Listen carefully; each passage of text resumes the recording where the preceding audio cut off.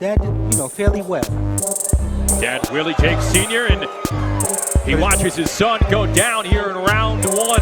Your dad can't take the chin for you. Don't have a chin for you. And this is 8 rounds, but before that last fight, He hurt him with a right hand. and he falls out of the ring.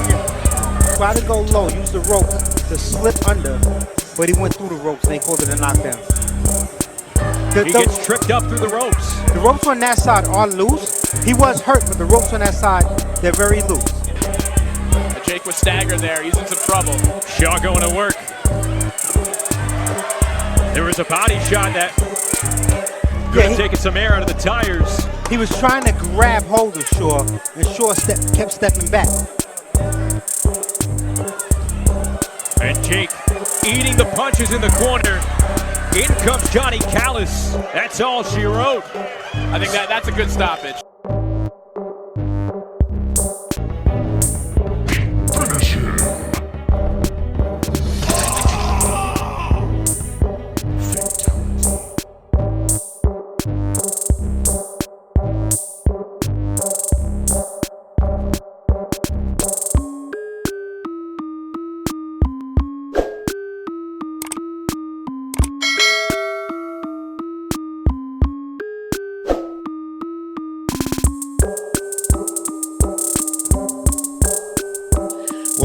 Welcome back. It's your boy, Roy Robb, Into the Last Dragons. I have another your way. Big shot. Stephan Shaw is in the building. He's going to tell us his why. He's going to tell us what he's been doing. He's going to tell us how he's going to take STL to the next level. For all the boxing fans out here, get ready for something special. We going to come with a lot of heat on this episode.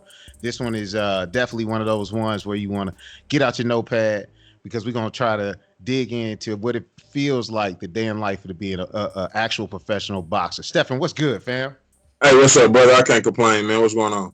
Man, chill mode. I'm glad to have you on the episode of End of the Last Dragon. My dragons out here is super excited. So tell us, who are you, man? Who's Stephan?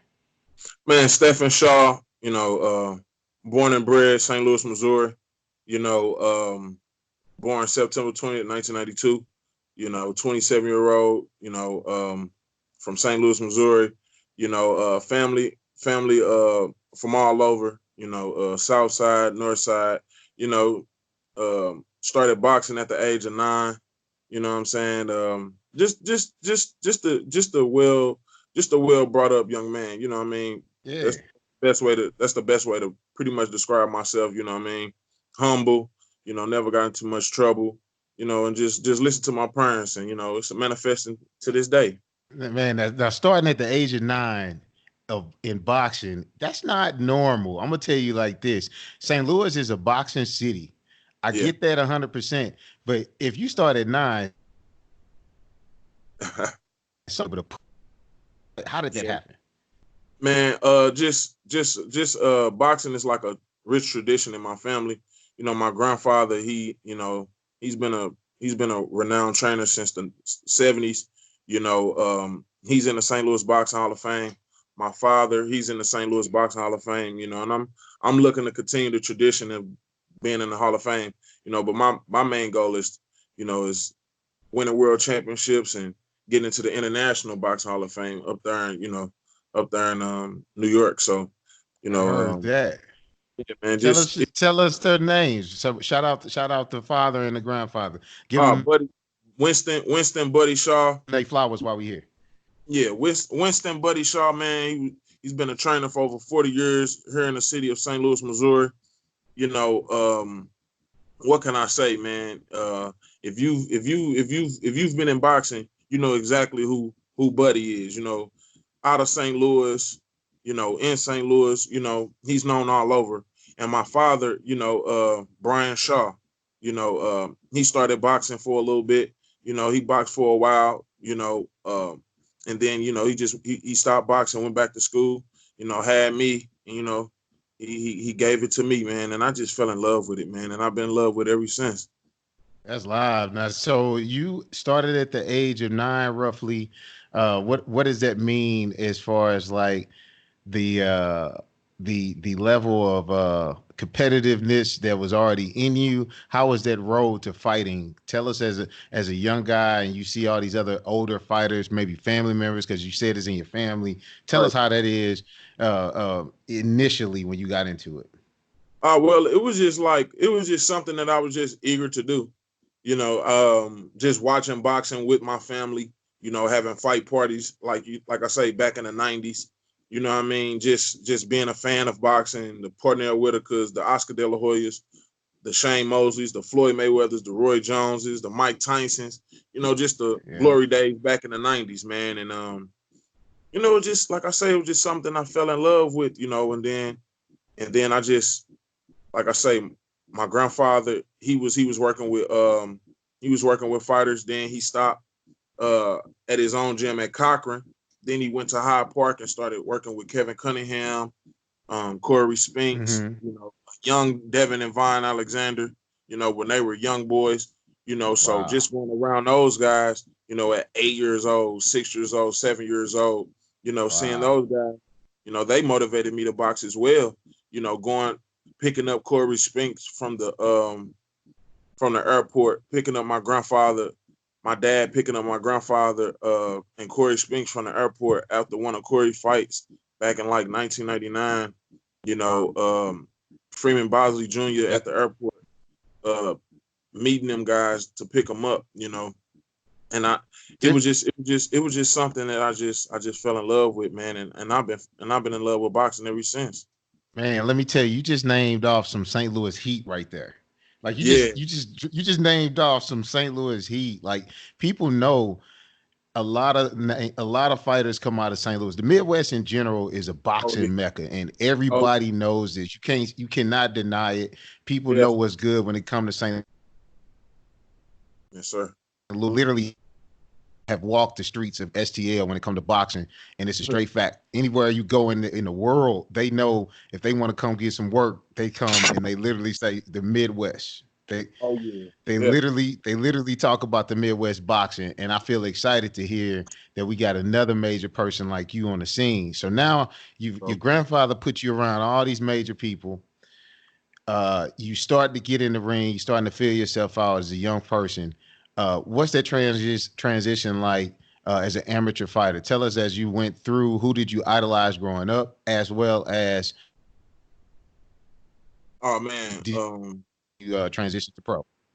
Like I say, man, growing up, man, I was heavily influenced by Roy Jones, man. He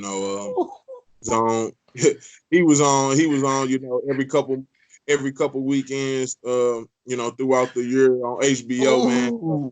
Bernard Hopkins with Roy? Oh my God. All those guys, man, just the glory days, man, being a little kid, seeing Felix Trinidad versus Oscar De La Hoya, God. Holyfield versus Lennox Lewis, all those fights back in the day, man, just made me fall in love with it, man, so I just couldn't wait to fight. So when I had my first fight, I fought a kid that he was like 12 years old, going on 13 years old, and I was only 9. I had just turned 9, and I had a 3rd round stoppage. You can actually look this up. You can look it up on YouTube, man. Stefan's first bout. Stephan Big. It was my first fight. My dad, he recorded it. He had like a little all access behind the scenes little footage for me. At 9 years old. And I was just relishing in the moment. My dad asked me, what I'm gonna do out there, and I said I'm gonna bring the heat and the pain. It was just embedded in me, man. So, like I say, just watching those fighters, and it made me want to be like those guys. And when I fought, I just did what those guys did out there. Seen what I seen on HBO, and just went out there and just did what my favorite fighter Roy Jones did. At the time when I started boxing, the movie Ali was about to come out, and then so that wave of that movie, it wasn't social media. So when a movie about a legend, that's like an autobiography right there. So I was real fascinated in that at the time. Got real deep into Muhammad Ali, Mike Tyson, of course, so I just had that ferocity and just that ferociousness in me since I was a child, just wanna box, what I'm saying? Just, this is what I want to do. What I'm saying? let's drop this down because you just dropped a bunch of nuggets, and I don't know if my fans understand what just happened. So let's check this out. One, just named the fighters you just named are impeccable offensively, but their offense is amazing on their defensive side as well. And it's not like so like you named Roy Jones, one of the only fighters I know who can like fight a whole round with one arm down, and his defense would be so poor because you didn't have nothing to hit. You know what I'm saying? Like dude would fight his whole fight with his left down. arm down. With his left arm down. And then he don't even got to jab you. He can lead with hooks and right hands and lead. Say that one more time. Say that one more time. Say that one more time and cut out. I got to get you to say that one more time. I said Roy Jones, sometimes he didn't even have to jab you because sometimes he could leap in and lead with hooks and uppercuts. He'll lead in, he'll lead with uppercuts. Like who has enough speed to lead with an uppercut and not get hit? And not get hit. So this is why I'm so excited, man, because there's such a science.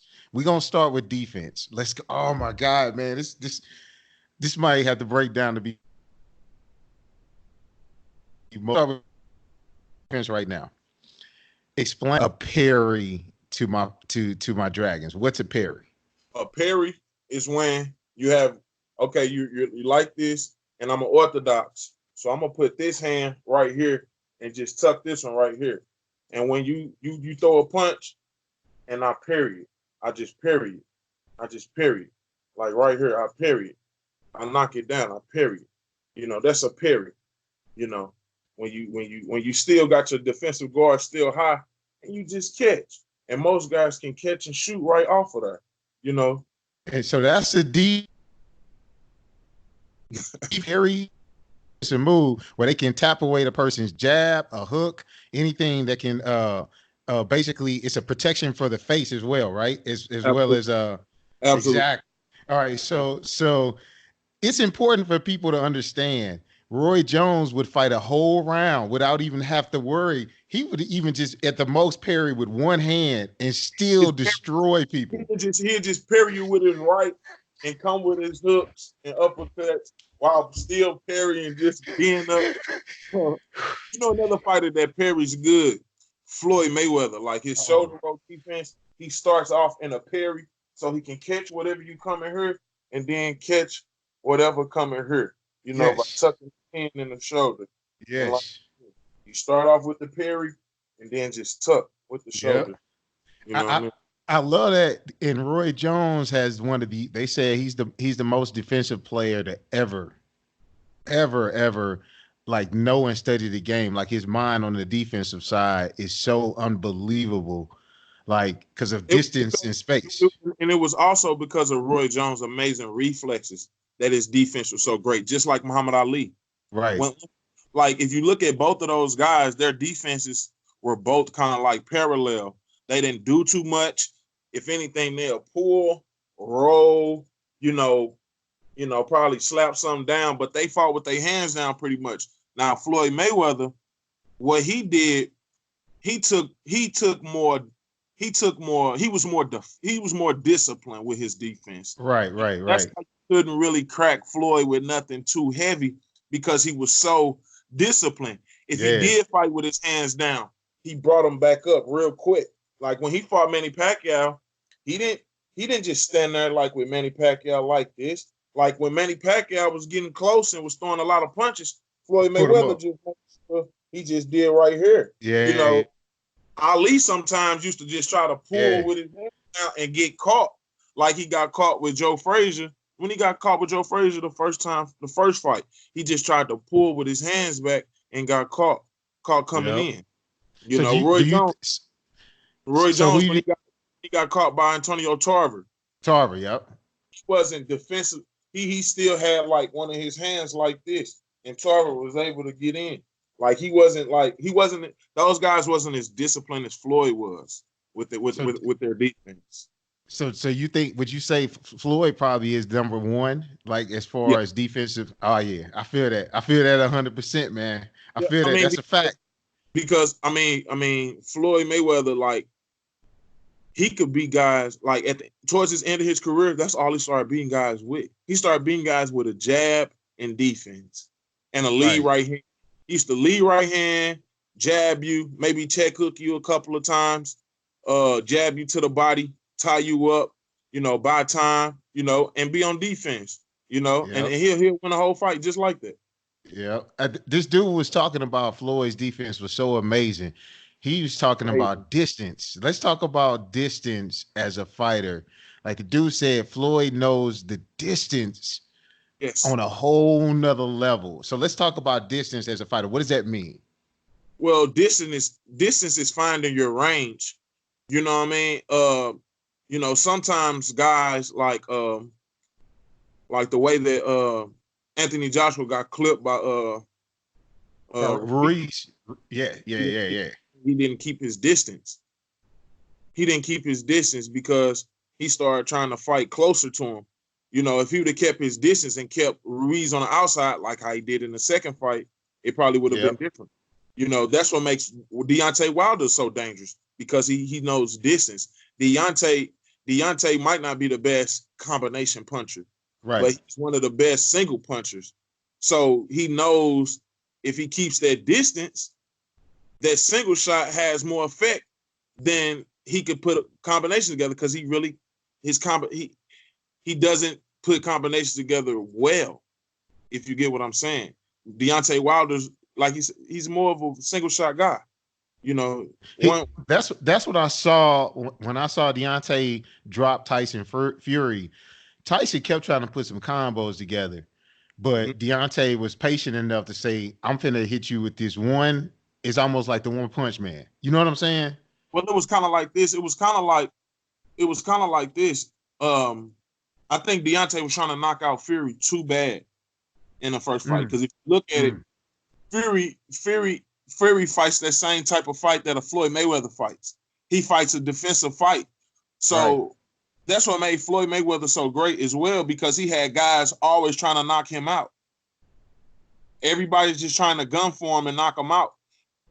So he can see all those big shots. Deontay was loading up on those big shots, and Fury was just D'ing up, making them miss just a little bit. It was only 2 times that Fury made some mistakes and got in Deontay's range, and that's when Deontay put him down. I feel that. Now, do you think so? Man, you got me too pumped up here, man, talking about this stuff. We're gonna dive into that. But you had a taste of all these fighters we just talked about to a certain degree. You trained with some of these fighters. Let's talk about that on a little bit as we. Well, I've been road to success. I've been going down there with Deontay for almost 3 years now. It'll be 3 years. It'll be 3 years this February. I leave next Sunday to get them ready for this fight. Me and Deontay, it's pay-per-view worthy type work in there. You know what I mean? And like my forefathers that came before me, all the guys that I, if you heard all the guys that I looked up to, Muhammad Ali, Sugar Ray Leonard, Roy Jones, Floyd Mayweather, Mike Tyson. Most of those guys are good defensive, offensive fighters. So I'm not just going out there and just rock'em sock'em robots. So no, I'm boxing, I'm fighting smart, and I'm dropping thunder on these guys too. So me and Deontay, they always call me back. Me and Deontay, we work good. Iron truly sharp as iron.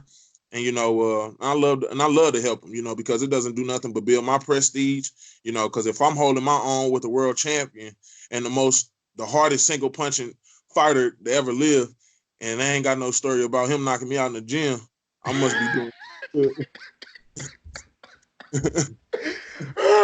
Hey, that would be the worst to come back and be like, man, I got laid out by the champ. I mean, listen, bro, I done seen him lay some guys out, like top up and coming young guys. I done seen them straight like crack guys, in the gym. So the power real, and I'd have been there in front of that power. Wow.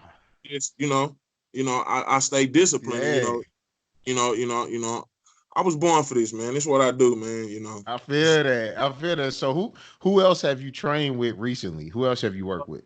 I sparred Andy Ruiz for the Anthony Joshua fight, the rematch.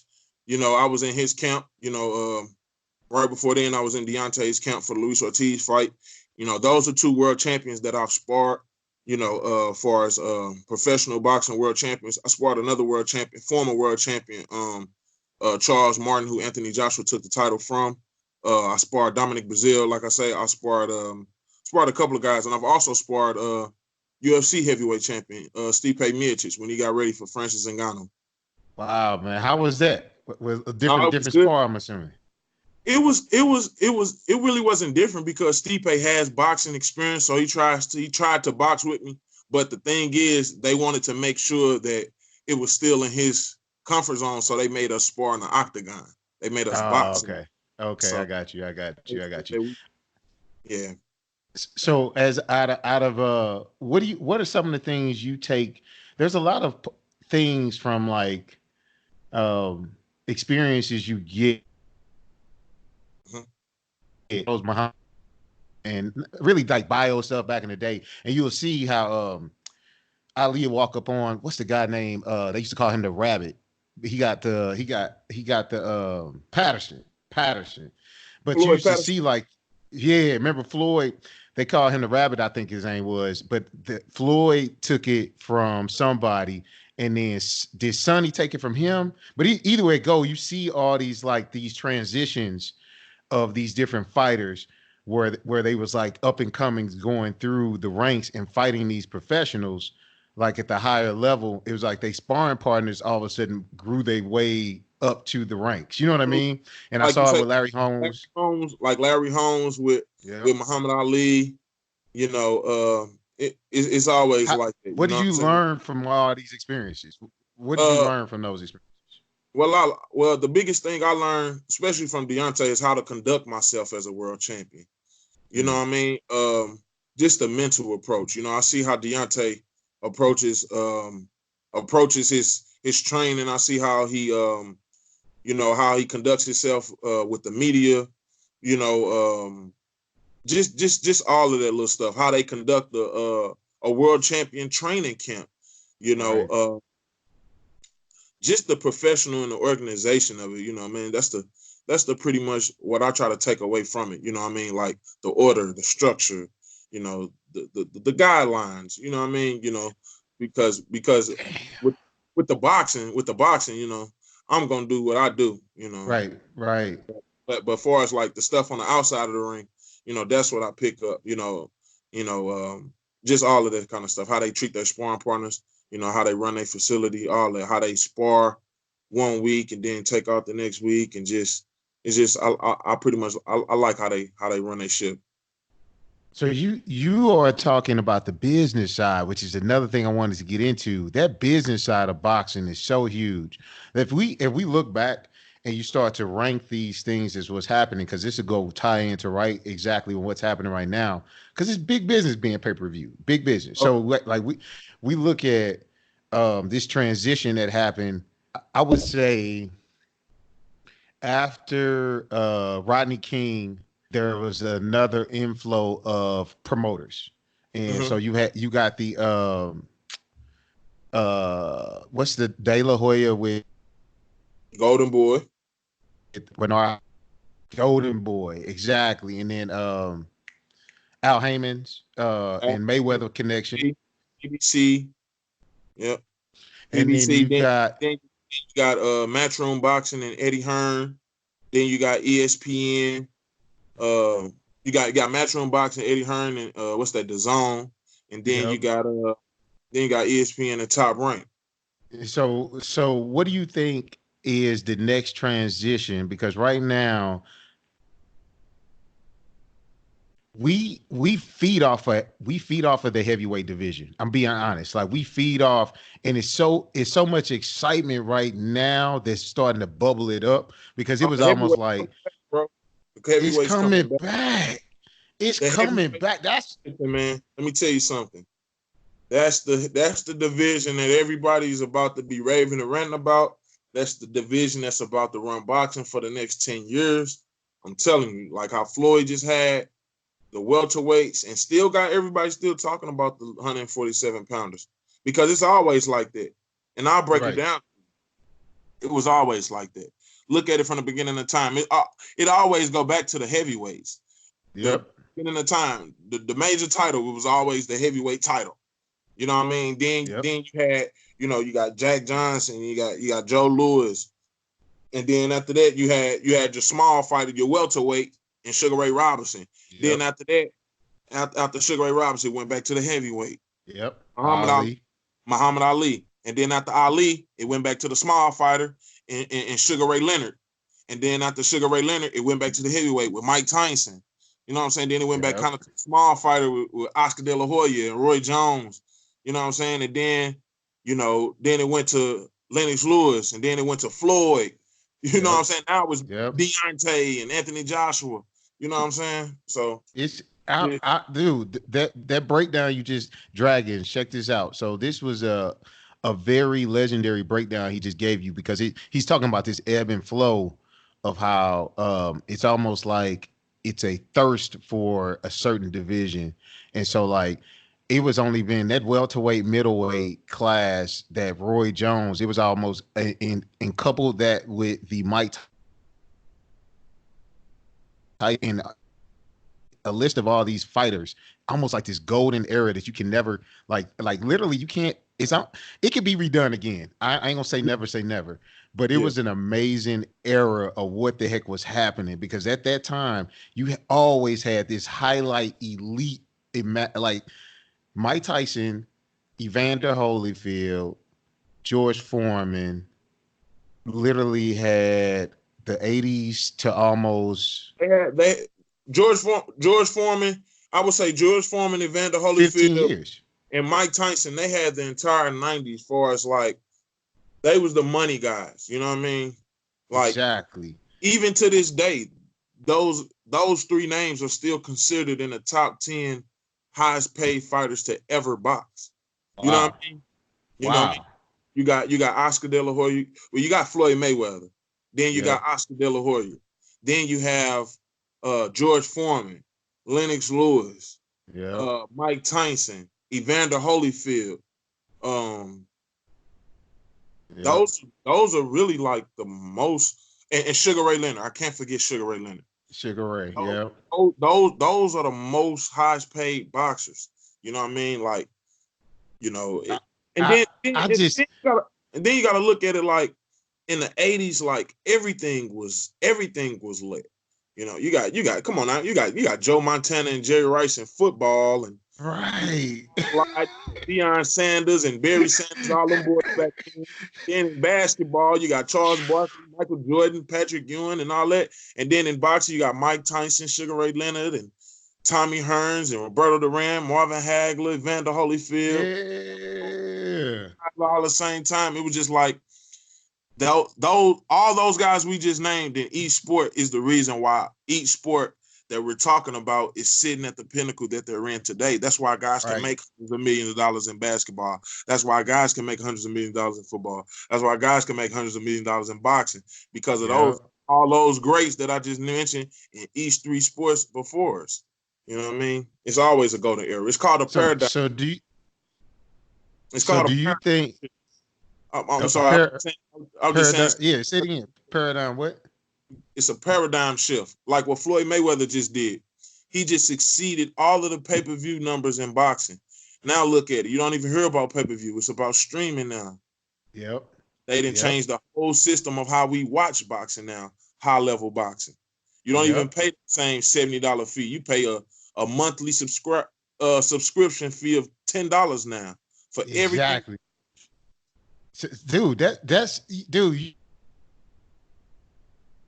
you just blew my mind. Go next with this pay-per-view. So just what you just said with pay-per-view,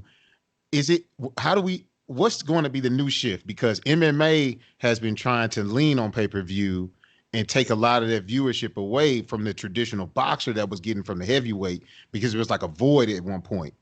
Yeah. So tell us where you think where do you think boxing is headed to? and how does it continue to combat that MMA viewership that is being kind of drawn away from boxing? Well, I think all sports, bro. If you really paying attention to all sports is going streaming, man. Everything that we look through, everything that we look at and consume for as means of entertainment is streaming now. You know, Right. you got UFC fights on ESPN Plus. You know, you got Top Rank Boxing on ESPN Plus. You know, you got Bellator with the Zone. You know Yep. what I'm saying? The only way Yep. you can watch Bellator now is through the Zone. That's the only way you can watch that's the only way you could have watched the Anthony Joshua fight Yep. through the Yep. Zone. You know what I mean? They got a Fox pay-per-view. They got Fox pay-per-view. That's what Hal Heyman and PBC uses for their pay-per-view. And they use Fox pay-per-view streaming service. You know what I mean? You can download the app and download the Fox Now app and download the streaming pay-per-view. Everything So is you through streaming. Even so you music, the way we listen to music. We don't even have CDs no more. right. Movies, Netflix, all of that. Everything is streaming now. So do you think that will like where does it's like because you got Vegas, New Mhm. York are And the two primary. Is there a third location, the major boxing? yeah, you definitely say Vegas and New York are the number one and number two hubs. But then Right. you can say the Staples has kind of emerged as a new spot now. Okay. Okay. So can the boxing world with all its divisions, WBA, I do they know. still exist? Yeah, man. All the sanctioning bodies. Is it happen with that? Yeah, man. WBC, WBO, WBA, and IBF are the four major sanctioning bodies in boxing. You know, it's a lot of it's it's politics, man. You know, it's just pretty much politics, man. You know, it's a way for those sanctioning bodies to make money. You know, that Right. they create those belts. You know, because at one point in time, you know, it was only 3 belts. You Right. know, and then you can go back further to like the late '70s, and it was only 2 belts. You know what I mean? And but before then, it was only one major belt. You know what I mean? Now it's 4 belts. You know what I mean? And you know, in each weight class, there's 4 belts, and then you got subsidiary belts and interim titles and just all of that. Just a way for those sanctioning bodies can make money by moving guys through the rankings and all that good stuff. You know, all that proper legal terms and But all that stuff. that's the crazy part though. But that's the part that makes it so tough because it's like if somebody takes 2 years off or whatever the time, he's gonna forfeit the belt or ever. If he don't box, the belt becomes forfeited, right? Yeah, the belt gets stripped and becomes vacant. It's so you got it's just so many factors. I guess it's so many factors. It's like as far as boxing right now, 2020, um, it looks like heavyweights are coming back, but it seems like it's a battle, like you say, with streaming pay-per-view. There's a battle going on, this paradigm shift. People are wanting this, they want it 100%. And I feel like people are really falling in love with the MMA side, but I also think it's taken away from Yes. viewership Yeah. with MMA, with other streaming things like bare knuckle fights. I saw somebody, Yeah. I don't know who it was, but bare knuckle was getting some attention. You know what I'm saying? Yeah, it's former UFC middleweight Chris Leben. He's a former UFC middleweight, legend. You know, he trains out of the same gym as me in San Diego. You Hmm. know, he does bare knuckle fighting. So That's bare knuckle yeah. fighting is kind of getting some attention, But I feel like boxing and MMA are here to stay. You know, it's too much money in boxing because when it's all said and done, when an MMA guy wants to so quote unquote cross over and make the most money that they ever made in their MMA career, they'll transition over to boxing. Right. We Conor McGregor. Conor McGregor is one of the greatest MMA UFC just playing out UFC fighters to ever Yep. live, and he had to make 126 million in a boxing match to just say that. You know what I mean? So, Dude, he's the highest. He is the highest paid. I'm assuming with UFC. So think about that. He made the most money over there, but it ain't in even boxing, touching what he made at boxing. It ain't exactly. even touch. It ain't even touching what he did. Boxing took it like, Yeah, took it to the next level. Like he yeah, probably his biggest purse probably in MMA probably before that was what, probably $2 million. And you got guys that's not even global mega stars that's making $2 million. that's crazy. You got guys that's probably not even familiar with the average American citizen that probably can make $2 million in boxing. So And that's just crazy. Now, do you think, if you don't mind, break down for me, where do you think the heavyweight division is going next? So you got Joshua, you got Ruiz, you got Wilder, you got Fury. Are those four? Am I missing anyone that you would really say that really deserves right now, that's in the limelight, that deserves some discussion right now? uh um no, nobody in particular for real. Those are really the four-headed monsters. Anthony Joshua being the current champion, Deontay Wilder, him. Those are the two guys. And Fury, and you can put Andrew Ruiz in there for him just being world champion just like a month ago. Right. And then you can put up guys like the former undisputed cruiserweight champion. He's coming up. His name is Alexander Usyk. He's out of the same camp as Lomachenko. He's like the number one contender at WBO. Wow. He's a good fighter. He's a good fighter. But I feel like I can beat all those guys. Given the right opportunity, and when the opportunity do present itself, I'll be ready for anybody and everybody. I You feel know, that. like I say, I just gotta keep fighting, keep building my stock, keep racking up victories.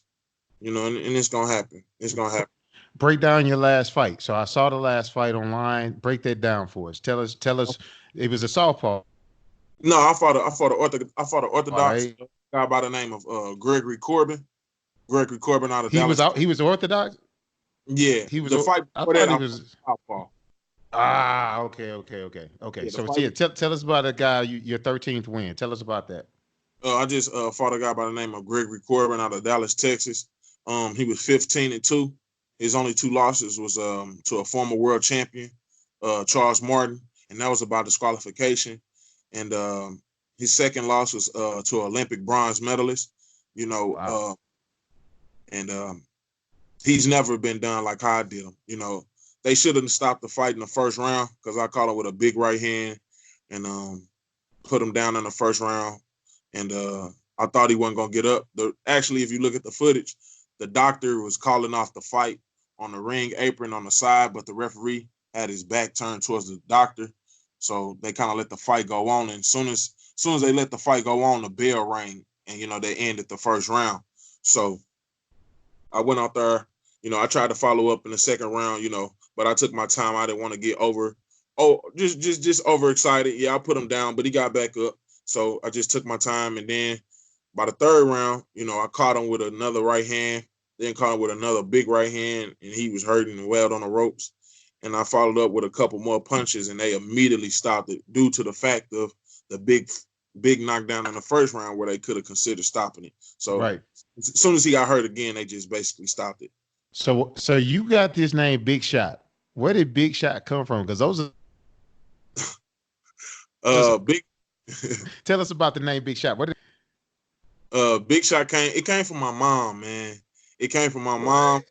Yeah, because like I used to play basketball, and she used to say I didn't miss like a shotgun, and so she used to just call me. That was just my nickname as a kid, Shotgun, and it was originally from basketball.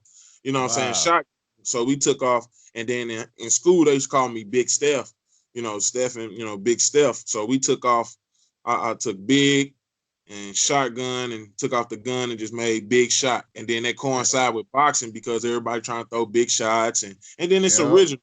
You ain't never heard no boxing name Big Shot. Never. That's amazing, man. So like, if you had to put this in a story, what are you doing to tell your story and keep it out there. Where are you growing your audience? Because the thing is, everyone needs to be following you on your journey. What are you doing? The book online. Tell my followers, where do they start zoning in? The Dragon need to know where to follow you and tell your story. Man, follow me on Instagram, Facebook, and Twitter at Big Shot Shaw. Man, I'm just I want to be a symbol of inspiration. You know, anything is possible. You know, long as you work hard and believe in yourself and believe in God. You know, anything is truly possible. You know, don't let the naysayers tell you what you can't do. Don't let nobody tell you or stop you from holding you back from your destiny if you believe that's your destiny. And it'll manifest for you. Long as you keep working hard towards it. I'm truly a manifestation of it. And I want everybody to, like I say, follow me on Instagram, Big Shot Shaw. Follow me on Twitter, Big Shot Shaw. Follow me on Facebook, Stephan Big Shot Shaw. You know, I'm putting on for St. Louis. I'm putting on for anybody that feel like they don't have a voice. I'm putting on for people that feel like they come from nothing. I'm putting on for people that just, you know, just a young kid that just want to be successful. You know, I'm putting on for that. You know, so now I gotta challenge you, man. Now I gotta challenge you. So every one of my episodes, get ready, man. There's a challenge. Okay. Every episode, there is a challenge, man. It's called Roy Rob's Questions, where it's trivia. You have to answer pretty well on the old school stuff back in the day. I know, I got you. I got you. So tell me, list for me 3. We're gonna do 2 trivias for you, starting with gaming. I'm doing games first, man. You're a younger guy. I expect you to at least be able to do this. Name for me 3 video games.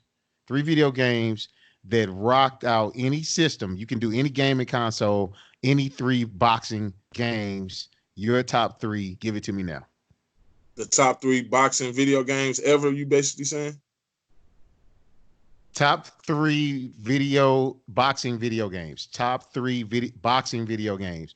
And I'll say like Mike Tyson Punch Out. So I got you. Other than that. All right, my top 3. All right, I gotta go with you gotta put Mike Tyson Punch Out. That was the first one I ever played. You know what I'm saying? Then you gotta go Knockout Kings 2000. All right. You know what I'm saying? And then Fight Night Champion. Fight Night Champion is the best one. All right. So if you had to get in the ring with you had your choice to spar and practice with 3 individuals, anybody in history, who would those 3 who would your 3 sparring people be? And then who would your 3 champions you would want to fight? Anybody, doesn't matter the time. Well, they probably all gotta go together. The champions I would want to fight in history, you gotta go with Muhammad Ali. Just cause that's the greatest. You know what I'm saying? And then you just say you was in there with the greatest. You know, I'd have loved to spar Muhammad Ali. I'd have loved to have been the Larry Holmes to Muhammad Ali. Right, you know right. Yeah. Mike Tyson. Woo! Mike Tyson was a cash cow. Win, lose, or draw, you're gonna get 30 million. 15 million, something like that. You know what I'm saying? And then, like, you know, Tyson, man, like, yeah, God, man, you know, when I found out, when I found out who was the last one? And then the last one,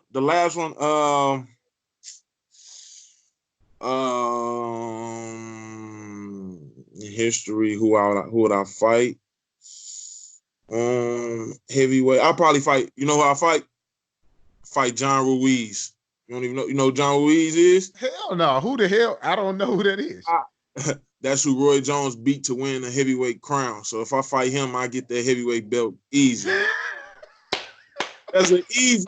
Hey, if Roy Jones, a former 154, 160 pound man, able to beat him, I know I'll knock him out. Oh my God, man! Hey, he's like, man, give me that crown. I'll take that shit real easy, real quick. Give me that title. That title. You let Roy beat him. He ain't even a heavyweight. Hey, man. Yeah, man. I'm sorry, man. I can go on for days. It's Yeah. funny you just mentioned that. Do you remember Mike, was it Tony? James Tony? Mike Tony? What was his name? Yeah, James James. Tony? Yeah. Oh my God, dude. Hey, remember he just started getting big and he just And started he knocking cats out. was beating up on dude. Yep. Oh, Yep. James Tony was James Tony was nice, man. That's he he had good defensive skills. That's why a guy that looked, 5'9" with a belly that's hanging over his body, he still was able because he has true skill. He had skills, got good defense, man. It's just, he ain't had no business being a heavyweight, but hey, we can, he was a good heavyweight. dude, He some he guy. was he was putting them hands on folks, and he was when he was little, he was putting hands on folks, but he got big. Oh, Man, I hate how he did Evander Holyfield, man. I hate how he did Holyfield, man. He did Holyfield bad. Then he turned around and chopped up on that same cat I just talked about. John hey Reed. man. Oh my God, dude. Hey man, that's funny, dude. Hey man, shout out to you for coming on the episode Into the Last Dragons. Dragons, man, this brother is coming, and get ready to follow So, his story. Go follow, go subscribe, join the community, because it's gonna be one of those things you're not gonna want to miss. And it's gonna blink and it's gonna be already there. Get ready to get on the bandwagon. It's coming. Hey man, I appreciate you, Big Shot. Hey, we about to do some major things together, man. You the man.